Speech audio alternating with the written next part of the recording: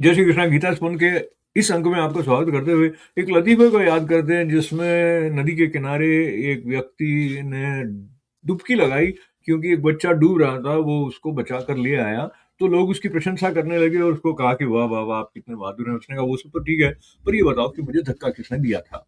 तो ये जो धक्का धक्का देने वाली बात है ना, जब हम प्रेरणा के संदर्भ को लेके और पूरे रसमयता से भगवत चरणों में बैठकर बात करते हैं, तो ये जो मुझे धक्का दिया भगवत गीता पर चर्चा करने का भगवान ने दिया है, तो मुझे बहुत सारी बातें पता नहीं है। 24वें श्लोक में भी बात ये वाली आती है कि कब जाने के समय क्या-क्या किस समय जो जाता है उसका जो प्रयाण है उसको वो क्या प्राप्ति होती है। तो ये जो संदर्भ आ रहे हैं अग्निर्ज्योतिरहः शुक्लः षण्मासा उत्तरायणम, तो इसमें भगवान ये कह रहे हैं कि जो ज्योतिर्मय अग्नि अभिमानी देवता हैं या दिन के जो अभिमानी देवता हैं, और साथ में ये भी कहा षण्मासा उत्तरायणम, और जो उत्तरायण के 6 महीने होते हैं। देखिए उत्तरायण और दक्षिणायन जो है इनका संबंध मुझे थोड़ा-सा जो श्रवण में आया है, वो सूर्य की गति के साथ में है। तो अमुक समय है 6 महीने का, जब सूर्य दक्षिणायन की तरफ जा रहे हैं तो दक्षिणायन है, और ऐसा कुछ बात है।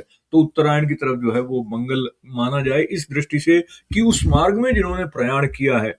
तो प्रयातः जो शब्द है वो प्रयाण करने के साथ में, अगर हम बहुत बोलचाल की भाषा में लेके, तो उस समय जिनकी मृत्यु हुई है, जो मर कर गए हैं मतलब मृत्यु के बाद भी गति है, ऐसी बात है उसमें। जो गति प्राप्त करने वाले कैसे रहे हैं वो, तो उसका जो दूसरी पंक्ति में संदर्भ आता है, तत्र प्रयाता गच्छन्ति ब्रह्म ब्रह्म विदो जनाहा। तो इसमें कहीं हम ये भी माने कि जो ब्रह्म को जानने वाले हैं, ब्रह्मवेत्ता योगी जन है, तो ये संभव है कि किस तरह से कौन कब जाएगा वो कहीं न कहीं निश्चित है। जो ब्रह्मवेत्ता है, जो ब्रह्म को जानने वाला है, उसके जाने का समय इस तरह से निर्धारित किया गया होगा कि वो ब्रह्म को ही प्राप्त होगा। तो अगर हम उनके मैच करने के लिए इस बात को अगर एकदम बौद्धिक दृष्टि से और गणितीय दृष्टि से देखेंगे, वो ये वाला जो समय है, वो तो उत्तरायण है, ये इस समय दिन के अभिमानी देवता का समय है। तो हम इस प्रकार से तय तो नहीं कर सकते ना कि कब जाना होगा। तो जो तय करने वाला है उसने अपने हिसाब से ये तय कर रखा है कि कौन किस समय जाएगा, कहाँ पहुँचेगा, ऐसा थोड़ी देर के लिए हम मान लेते हैं। पर जो मुहूर्त की बात आती है और किस समय हमारा जन्म हुआ है, उसको लेकर जिस तरह से हम जीवन में किस तरह के अनुभव करेंगे, वो ज्योतिष शास्त्र के माध्यम से हम जानते हैं।